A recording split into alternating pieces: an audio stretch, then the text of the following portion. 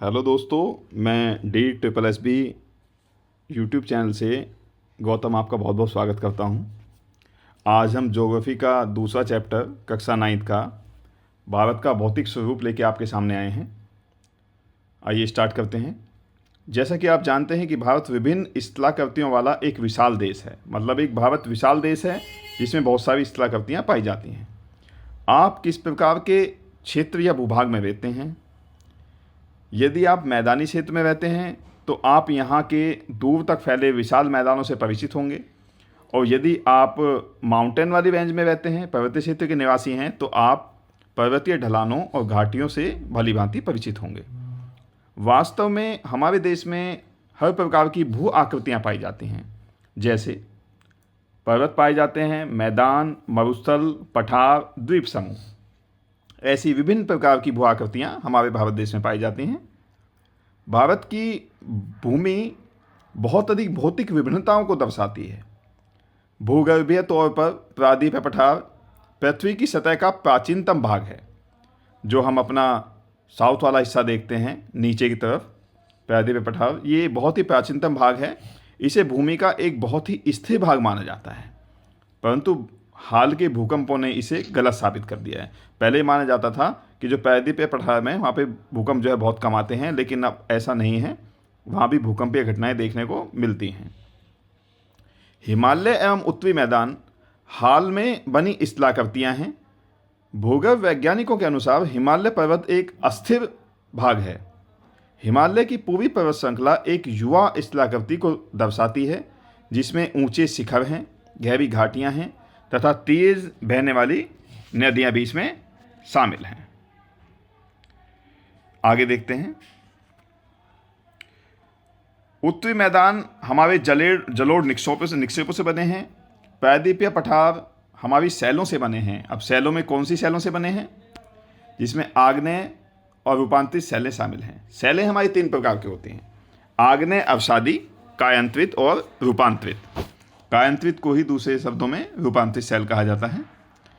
तो ये जो हमारे प्रायद्वीपीय पठार हैं, आग्नेय तथा रूपांतरित शैलों वाली कम ऊंची पहाड़ियों एवं चोटी घाटियों से बना है।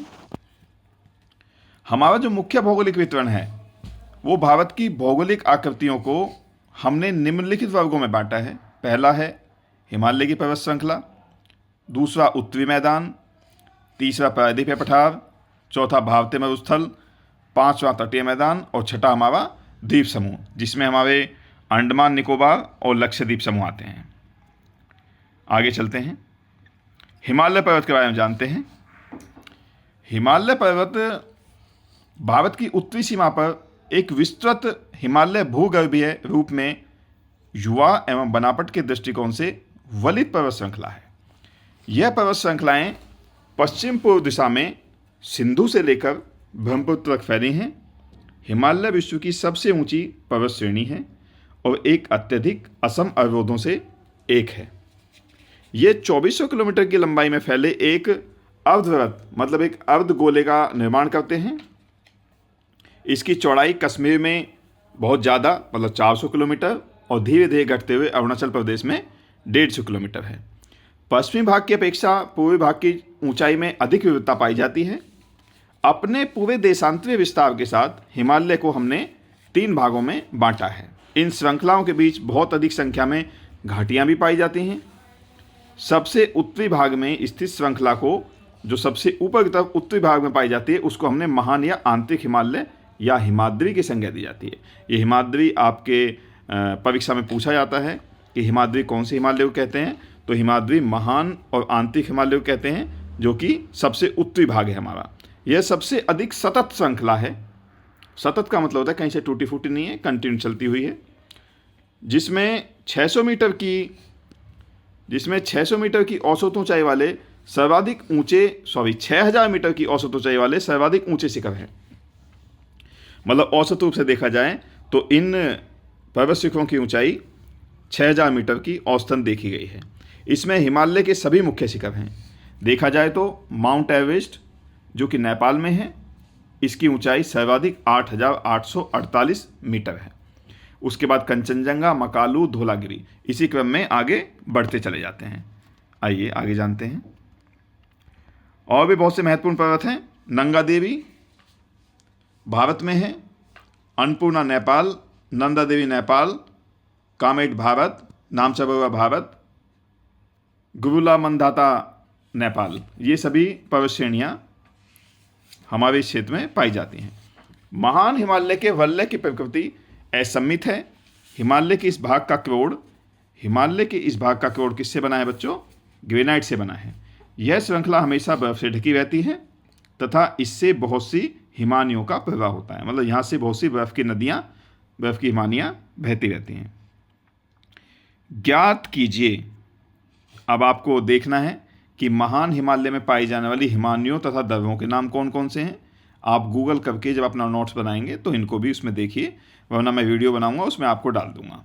भारत के उन राज्यों के नाम यहाँ ऊपर दिए गए ऊंचे शिखर स्थित हैं, उन राज्यों के नाम लिखिए। ये आपका होमवर्क है, आप इसे कर सकते हैं अच्छे नोट्स बनाने के लिए। आगे देखते हैं। हिमाद्री के दक्षिण में जब हम जाएंगे तो वहाँ स्थित सबसे अधिक जो श्रृंखलाएँ हैं वो असम हैं एवं हिमाचल या निम्न हिमालय के नाम से जानी जाती है। मतलब हिमालय के दक्षिण में जब आप आएंगे तो एक श्रृंखला पाई जाती है जिसको असम, हिमाचल या निम्न हिमालय के नाम से जाना जाता है। इन श्रृंखलाओं का निर्माण मुख्यतः अत्यधिक संपीड़ित तथा परिवर्तित शैलों से हुआ है। इनकी ऊंचाई 3700 मीटर से 4500 मीटर के बीच तथा औसत चौड़ाई 50 किलोमीटर है। जबकि पेय पंजाल श्रृंखला सबसे लंबी तथा सबसे महत्वपूर्ण श्रृंखला है, ये आपको याद रखना है। धौलाधर एवं महाभारत श्रृंखलाएं भी महत्वपूर्ण हैं। इसी श्रृंखला में कश्मीर की घाटी तथा हिमाचल के कांगड़ा एवं कुल्लू की घाटियां स्थित हैं। इस क्षेत्र को पहाड़ी नगरों के नाम से जाना जाता है। ज्ञात कीजिए में दिया हुआ है कि एटलस से आप मसूरी, नैनीताल एवं रानीखेत की स्थिति देखें तथा उन राज्यों के नाम लिखें जहां वे स्थित हैं। हिमालय की जो सबसे भारी श्रृंखला है उसे शिवालिक कहा जाता है। इसकी चौड़ाई 10 से 50 किलोमीटर तथा ऊंचाई 900 से 1100 मीटर के बीच है। ये श्रृंखलाएं उत्तर में स्थित मुख्य हिमालय की श्रृंखलाओं से नदियों द्वारा लाई गई असंपीड़ित अवसादों से बने हैं। ये घाटियां बजरी जलोढ़ की मोटी परत से ढकी हुई हैं। निम्न हिमाचल तथा शिवालिक के बीच में स्थित लंबवत घाटी को दून नाम से जाना जाता है। जैसे हमारे कुछ प्रसिद्ध दून हैं, देहरादून, कोटली दून, पाटली दून, इस प्रकार से। आइए आगे चलते हैं। इस मानचित्र का भी आप जो है अवलोकन करेंगे। इसमें ये सारी चीज़ें जो हमने भी समझाई हैं इसको आप ध्यान से देखेंगे।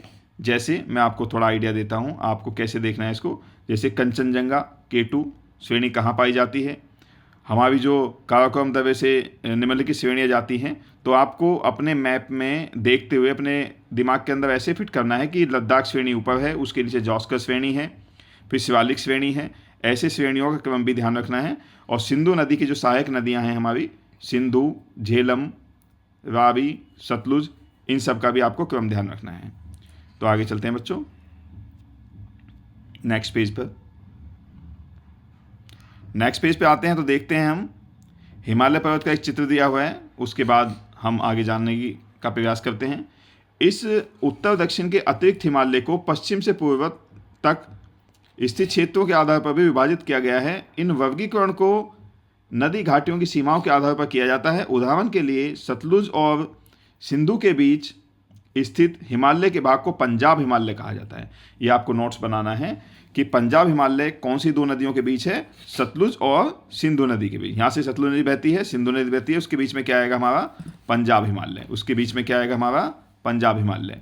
लेकिन पश्चिम से पूर्व तक क्रम से इसे कश्मीर तथा हिमाचल हिमालय के नाम से भी जाना जाता है। सतलुज तथा काली नदियों के बीच स्थित हिमालय को कुमाऊं हिमालय के नाम से जाना जाता है। और काली और तिस्ता नदियों नेपाल हिमालय तथा तिस्ता और दिहांग नदियों के बीच में जो पाया जाता है उसे हम असम हिमालय के नाम से जानते हैं। ये जो हमने हिमालय का वर्गीकरण किया है आप इसको ध्यान रखेंगे, अपने नोट्स में इसको बनाएंगे। ब्रह्मपुत्र हिमालय की सबसे ईस्टर्न सीमा बनाती है। जो ब्रह्मपुत्र नदी है वो ब्रह्मपुत्र हिमालय की सबसे ईस्टर्न सीमा बनाती है और दिहांग महागढ़ गाव्ज के बाद हिमालय दक्षिण की ओर एक तीखा मोड़ बनाते हुए भारत की पूर्वी सीमा का निर्माण करती है। आइए आगे चलते हैं। इन्हें पूर्वांचल या पूर्वी पहाड़ियों तथा पर्वत श्रृंखलाओं के नाम से जाना जाता है। ये पहाड़ियाँ उत्तर पूर्वी राज्यों से गुजरती हुई मजबूत बलवा पत्थरों जो अवसादी शैल हैं से बनी हैं। ये घने जंगलों से ढकी हैं और अधिकतर समांतर श्रृंखलाओं एवं घाटियों के रूप में फैली हैं। पूर्वांचल में पटकाई, नागा, मिजो, मणिपुर पहाड़ियाँ शामिल हैं, जो आप मानचित्र में भी देख सकते हैं। आइए जानते हैं उत्तरी मैदान के बारे में।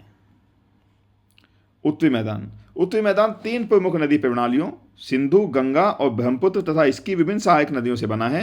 यह मैदान जलोढ़ मृदा से बना है। लाखों वर्षों में हिमालय के गिरिपाद में स्थित बहुत बड़े बेसिन श्रेणियों में जलोढ़ों का निक्षेप हुआ, जिससे एक उपजाऊ मैदान का निर्माण हुआ। इसका विस्तार 7 लाख वर्ग किलोमीटर है। तो उत्तरी मैदान का विस्तार कितना है? 7 लाख वर्ग किलोमीटर। यह मैदान लगभग 2400 किलोमीटर लंबा है एवं 240 से 320 किलोमीटर चौड़ा है। यह सघन जनसंख्या वाला भौगोलिक क्षेत्र है। यहाँ जनसंख्या बहुत सघन पाई जाती है। समृद्ध मृदा आवरण, पर्याप्त पानी की उपलब्धता एवं अनुकूल जलवायु के कारण कृषि की दृष्टि से यह भारत का अत्यधिक उपजाऊ क्षेत्र है। उत्तरी पर्वतों से आने वाली नदियों निक्षेपण कार्यों में लगी हैं। नदी के निचले भागों में ढाल कम होने के कारण नदी की गति कम हो जाती है, जिससे परिणाम स्वरूप नदी द्वीपों का निर्माण होता है। आइए आगे चलते हैं। अब देखते हैं हम नदी अपने निचले भाग में, जो नदी का निचला हिस्सा होता है, वहाँ पे एक गाद को इकट्ठा कर देती है। गाद वहाँ एकत्रित हो जाती है और बहुत सी धाराओं में बढ़ जाते हैं। इन धाराओं को हम वितविकाएं कहा जाता है। जब आपसे पूछा जाए कि वितविका क्या होती हैं, तो आप बताएंगे कि नदियाँ जो है अपने निचले भाग में कुछ गाद को इकट्ठा कर देती हैं और ये बहुत सी धाराओं में जब बढ़ जाता है तो इन धाराओं को क्या कहा जाता है? वितविका। एक प्रश्न ये पूछा जाता है कि दोआब क्या है? दोआब का अर्थ क्या है? दो नदियों के बीच का भाग दोआब कहलाता है। दोआब 2 शब्दों से मिलकर बना है, दो तथा आब। दो का अर्थ तो दो ही होगा और आब का अर्थ होता है पानी। इसी प्रकार पंजाब भी 2 शब्दों से मिलकर बना है। पंज का अर्थ होता है 5 और आब का अर्थ होता है पानी, इसलिए उसको 5 नदियों के बीच का भाग कहा जाता है पंजाब। आइए आगे देखते हैं। उत्तरी मैदान को मोटे तौर पे हमने 3 वर्गों में विभाजित किया है। इसके उपवर्ग हैं। उत्तरी मैदान के पश्चिमी भाग के मैदान को पंजाब का मैदान कहा जाता है। सिंधु तथा इसकी सहायक नदियों के द्वारा बनाए गए मैदान का बहुत बड़ा भाग पाकिस्तान में स्थित है। सिंधु तथा इसकी सहायक नदियां झेलम, चेनाब, रावी, व्यास तथा सतलुज हिमालय से निकलती हैं। मैदान के इस भाग में दोआबों की संख्या बहुत अधिक है। गंगा के मैदान का विस्तार घग्गर तथा तिस्ता नदियों के बीच है। यह उत्तरी भारत में हरियाणा, दिल्ली, उत्तर प्रदेश, बिहार, झारखंड के कुछ भाग तथा पश्चिम बंगाल में फैला हुआ है। ब्रह्मपुत्र का मैदान इससे पूर्व विशेषकर असम में स्थित है। उत्तरी मैदानों की व्याख्या सामान्यतः उन उच्चावचों के में बिना किसी विविधता वाले समतल स्थल के रूप में की जाती है। यह सही नहीं है। इन विस्तृत मैदानों की भौगोलिक आकृतियों में भी विविधता पाई जाती है। आकृति भिन्नता के आधार पर उत्तरी मैदानों को 4 भागों में बांटा जाता है। नदी पर्वतों से नीचे उतरते समय शिवालिक की ढाल पर 8 से 16 किलोमीटर की चौड़ी पट्टी में गुटिका का निक्षेपण होता है। गुटिका होते हैं कंकड़ छोटे छोटे। इसे भाबर के नाम से जाना जाता है। सभी सरिताएं अर्थात नदियाँ इस भाबर पट्टियों में विलुप्त हो जाती हैं। इन पट्टियों के दक्षिण में ये सरिताएं एवं नदियाँ पुनः निकल आती हैं एवं नम एवं दलदली क्षेत्र का निर्माण करती हैं, जिन्हें तराई क्षेत्र के नाम से जाना जाता है। यह वन्य प्राणियों से भरा घने जंगलों का क्षेत्र है। बंटवारे के बाद पाकिस्तान से आए शरणार्थियों को कृषि योग्य भूमि उपलब्ध कराने के लिए इस जंगल को काटा गया था। इस क्षेत्र के दुधवा राष्ट्रीय पार्क की स्थिति ज्ञात कीजिए। आप मैप में देख के इसको जानेंगे। उत्तरी मैदान का सबसे विशाल भाग पुराना जलोढ़ से बना है। वे नदियों के बाढ़ वाले मैदान के ऊपर स्थित है तथा वेदिकाएं जैसी आकृति प्रदर्शित करती हैं। इस भाग को हम भांगर के नाम से जानते हैं। इस क्षेत्र की मृदा में चूनेदार निक्षेप पाए जाते हैं, जिसे स्थानीय भाषा में कंकड़ कहा जाता है। बाढ़ वाले मैदानों के नए तथा युवा निक्षेपों को खादर कहा जाता है। अब आप जान सकते हैं कि जो नया निक्षेप है वो खादर कहलाएगा और जो पुराना निक्षेप है वो भांगर कहलाएगा। इनका लगभग प्रत्येक वर्ष पुनर्निर्माण होता है, इसलिए ये उपजाऊ होते हैं तथा गहन कृषि के लिए आदर्श होते हैं। आइए अब जानते हैं प्रायद्वीप पठार के बारे में। प्रायद्वीप पठार की आकृति एक मेज की आकृति जैसा है। एक मेज की शेप में दिखने वाला क्षेत्र है ये, जो पुराने क्रिस्टलीय, आग्नेय तथा रूपांतरित शैलों से बना है। यह गोंडवाना भूमि के टूटने एवं अपवाह के कारण बना तथा यही कारण है कि प्राचीनतम भूभाग का एक हिस्सा है। इस पठारी भाग में चौड़ी तथा छिछली घाटियाँ एवं गोलाकार पहाड़ियाँ पाई जाती हैं। इस पठार के 2 मुख्य भाग हैं, मध्य उच्च भूमि तथा दक्कन का पठार। तो आपको ध्यान रखना है, प्रायद्वीपीय पठार के दो मुख्य भाग हैं, एक तो मध्य उच्च भूमि, दूसरा दक्कन का पठार। नर्मदा नदी के उत्तर में प्रायद्वीपीय पठार का भाग, जो कि मालवा के पठार के अधिकतर भागों में फैला है, उसे मध्य उच्च भूमि के नाम से जाना जाता है। विंध्य श्रृंखला दक्षिण में सतपुड़ा श्रृंखला तथा उत्तर पश्चिम में अरावली से घिरी हुई है। पश्चिम में धीरे धीरे राजस्थान के बलुई तथा पथरीले मरुस्थल से मिल जाता है। इस क्षेत्र में बहने वाली नदियां चंबल, सिंध, बेतवा, कैन दक्षिण पश्चिम से उत्तर पूर्व की ओर बहती हैं। ये जो नॉर्थ साउथ की डायरेक्शन देखें तो ऊपर नॉर्थ है, साउथ है, ईस्ट है, वेस्ट है, तो ये नदियाँ दक्षिण पश्चिम यहाँ से उत्तर पूर्व की तरफ ऐसे बहेंगी, इस डायरेक्शन में बहती हैं, इस डायरेक्शन में नदियाँ बहती हैं। इस प्रकार वे इस क्षेत्र, आगे चलते हैं, कि ढाल को दर्शाती हैं कि ढाल किस दिशा से किस दिशा में जा रहा है। मध्य उच्च पश्चिम में चौड़ी लेकिन पूर्व में संकीर्ण है। मध्य उच्च भूमि जो है उसको देखा जाए तो ये भूमि पश्चिम में चौड़ी है लेकिन पूर्व में आगे जाके थोड़ी थोड़ी संकीर्ण हो जाती है। इस पठार के पूर्वी विस्तार को स्थानीय रूप से बुंदेलखंड या बघेलखंड के नाम से जाना जाता है। इसके और पूर्व के विस्तार को दामोदर नदी द्वारा अपवाहित छोटे नागपुर पठार दर्शाता है। दक्षिण का पठार, अभी हमने प्रायद्वीपीय पठार की स्थिति देखी तो कैसी थी, मेज के आकार की थी, और दक्षिण के पठार की आकृति कैसी है, त्रिभुजाकार है, जो नर्मदा नदी के दक्षिण में स्थित है। नर्मदा नदी के दक्षिण में पाया जाने वाला पठार कौन सा कहलाता है, दक्षिण का पठार। उसकी आकृति कैसी है, त्रिभुज के आकार की। त्रिभुज के आकार किसकी आकृति है।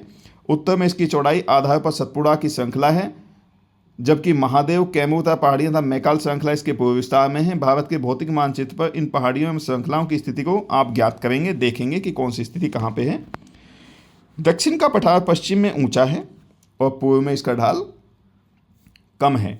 इस पठार का एक भाग उत्तर पूर्व में देखा जाता है, जिसे स्थानीय भाषा में मेघालय, कार्बी एंगलोंग पठार तथा उत्तर कचार पहाड़ी के नाम से जाना जाता है। यह आपको ध्यान रखना है, उत्तर कचार पहाड़ी के नाम से जाने वाला भाग कौन सा है। यह एक भ्रंश के द्वारा छोटे नागपुर पठार से अलग हो गया है।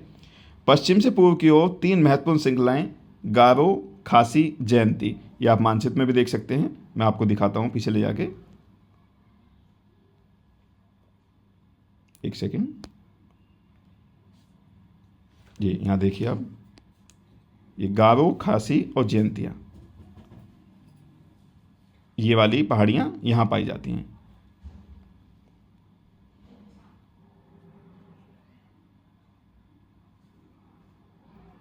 आइए आगे चलते हैं।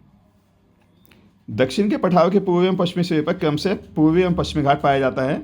जो हमारा प्रायद्वीपीय पठार है इस तरीके से बना हुआ, उसके जो पश्चिम में है किनारे किनारे, यहाँ हमारा पश्चिमी घाट पाया जाएगा, और इधर जो किनारे किनारे हमारा पूर्वी घाट पाया जाएगा। पश्चिमी घाट पश्चिमी तट के समांतर स्थित है, वह सतत है तथा उन्हें केवल दर्रों के द्वारा ही पार किया जा सकता है। भारत के भौतिक मानचित्र पर आप थाल घाट, भौर घाट, पाल घाट की स्थिति आसानी से देख सकते हैं। पश्चिमी घाट पूर्वी घाट की अपेक्षा ऊंचे हैं। प्यारे बच्चों, ये बात आपको ध्यान रखनी है कि हमारे जो पश्चिमी घाट हैं वो हमारे पूर्वी घाट की अपेक्षा अधिक ऊंचे हैं। पूर्वी घाट के 600 मीटर की औसत ऊंचाई की तुलना में पश्चिमी घाट की ऊंचाई 900 से 1600 मीटर है। पूर्वी घाट का विस्तार महानदी घाटी से लेकर दक्षिण में नीलगिरी तक है।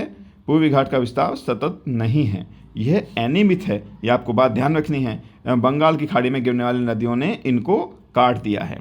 पश्चिमी घाट में पर्वतीय वर्षा होती है। यह वर्षा घाट के पश्चिमी ढाल पर आर्द्र हवा के टकराकर ऊपर उठने के कारण होती है। पश्चिमी घाट को विभिन्न स्थानीय नामों से जाना जाता है। पश्चिमी घाट की ऊंचाई उत्तर से दक्षिण की ओर बढ़ती जाती है। इस भाग के शिखर हैं जैसे अनाईमुड़ी, इस भाग के शिखर हैं अनाईमुड़ी, डोडा बेटा, अनाईमुड़ी हो गया, डोडा बेटा हो गया, और शिखर महेंद्रगिरी। पूर्वी घाट के दक्षिण में सेवाय तथा जावेडी की पहाड़ियां पाई जाती हैं।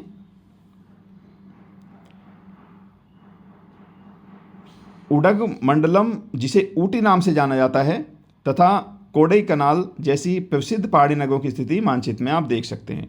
प्रायद्वीपीय पठार की एक विशेषता यहाँ पाई जाने वाली काली मृदा है।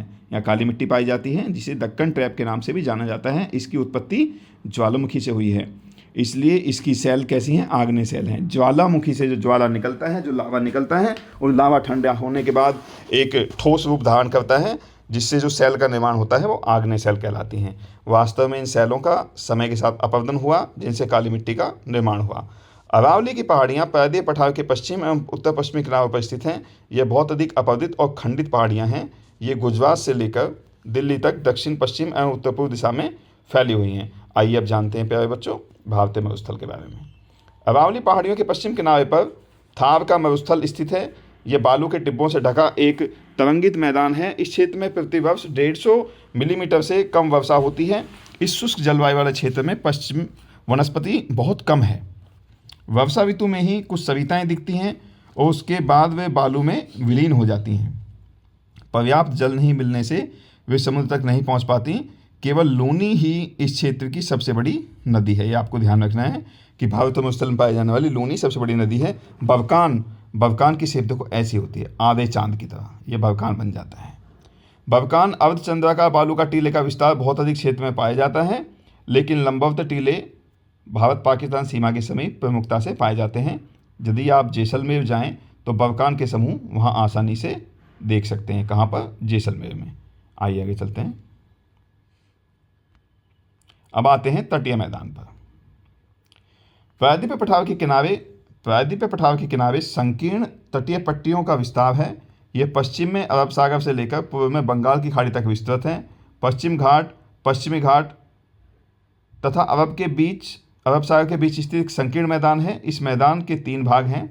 तट के उत्तरी भाग को कोंकण, मुंबई और गोवा के बीच में जो पाया जाता है उसे कोंकण तट के नाम से जाना जाता है। मध्य भाग को कन्नड़ मैदान एवं दक्षिण भाग को मालाबार तट कहा जाता है। बंगाल की खाड़ी के साथ विस्तृत मैदान चौड़ा एवं समतल है। उत्तरी भाग में इसे उत्तरी सरकार तथा दक्षिण भाग में इसे कोरमंडल तट के नाम से जाना जाता है। बड़ी नदियाँ जहाँ से महानदी गोदावरी, कृष्णा, कावेरी, पेन्नार अन्य विभिन्न नदियाँ निकलती हैं, इस तट पर विशाल डेल्टा का निर्माण करती हैं। चिल्का झील जो कि उड़ीसा में है, पूर्वी तट पर एक महत्वपूर्ण भूलक्षण है। अब बात करते हैं द्वीप समूह की। आप पहले ही देख चुके हैं भारत का जो मुख्य स्थल भाग है बहुत ही विशाल है। इसके अतिरिक्त भारत में 2 द्वीप समूह भी पाए जाते हैं। इन द्वीप समूह को आप आराम से पहचान सकते हैं मानचित्र में देख के।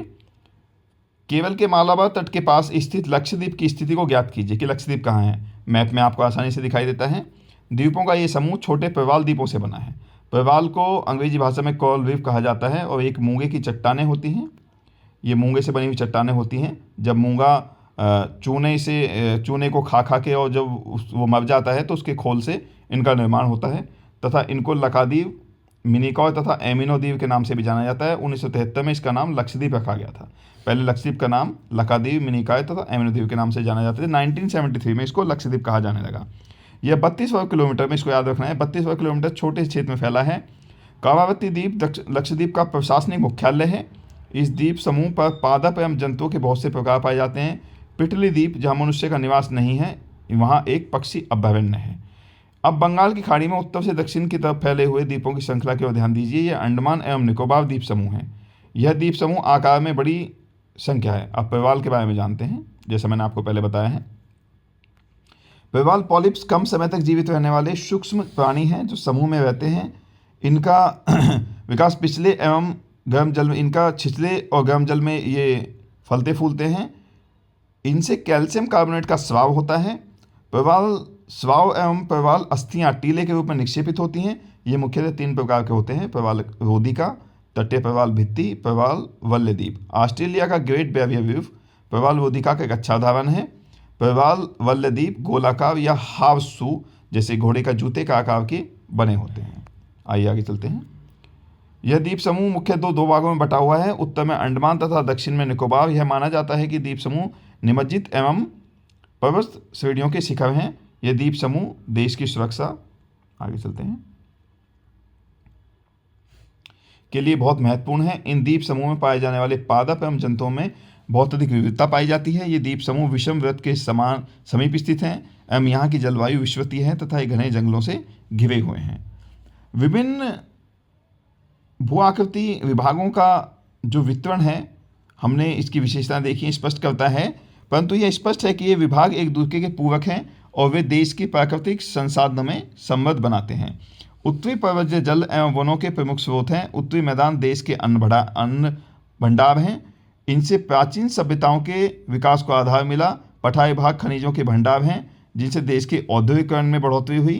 तटीय क्षेत्र मत्स्यन और पोत संबंधी क्रियाकलापों के लिए उपयुक्त माने जाते हैं। इस प्रकार देश की विविध भौतिक आकृतियां भविष्य में उन्नति करने के लिए अनेक संभावनाएं प्रदान करती हैं। तो प्यारे दोस्तों, ये आपका चैप्टर समाप्त हुआ। आप इसे ध्यान से पढ़ेंगे, समझेंगे और मेरे चैनल को लाइक और सब्सक्राइब करेंगे। धन्यवाद।